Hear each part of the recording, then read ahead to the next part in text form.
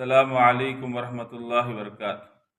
मोअज़्ज़ज़ नाज़रीन, आज मुस्लिम समाज में नशा बहुत बढ़ता हुआ नज़र आ रहा है, जबकि अल्लाह ने कुरान मजीद में फरमाया कि बेशक शराब, जुआ, आस्ताने, फाल ये गंदी चीज़ें हैं, शैतान का काम है, तुम इससे दूर रहो, शायद कि तुम कामयाब हो जाओ। क्यों? शैतान शराब और जुए के जरिए से तुम्हारे दरमियान लड़ाई झगड़ा पैदा करना चाहता है, दुश्मनी पैदा करना चाहता है, तुम्हारे दरमियान नफरत का माहौल पैदा करना चाहता है, तुमको अल्लाह के जिक्र से दूर करना चाहता है, तुमको नमाज से दूर करना चाहता है। क्या तुम इतने नुकसानात के बावजूद भी बाज आओगे या नहीं आओगे? ये अल्लाह का सवाल। सहाबा ने जब ये आयत सुना तो कहा हम इससे बाज आ गए।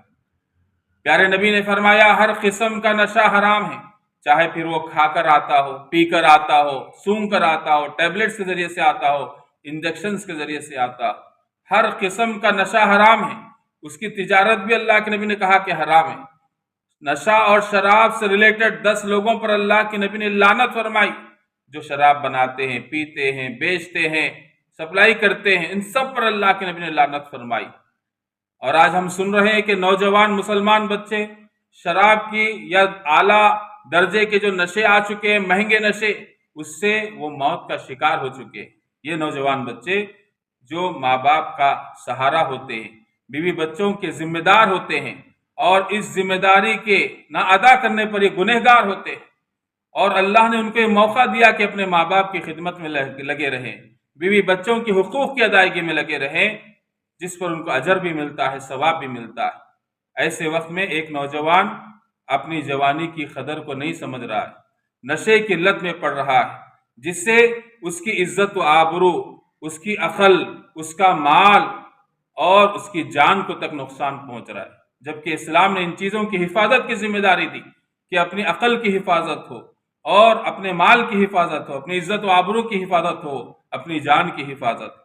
जब हम नशे के आदी होते हैं तो अपने नफ्स की इज्जत हम खुद अपने हाथों से गंवा बैठते हैं। आज हम देखते नहीं हैं कि रास्तों में नशा करने वाले कुत्ते बिल्ली की तरह पड़े हुए होते हैं, लोग उनको उठाना भी पसंद नहीं करते। क्यों उठाएंगे? जो अपने नफ्स की इज्जत खुद ना करे तो दूसरे हमारी इज्जत क्या करें?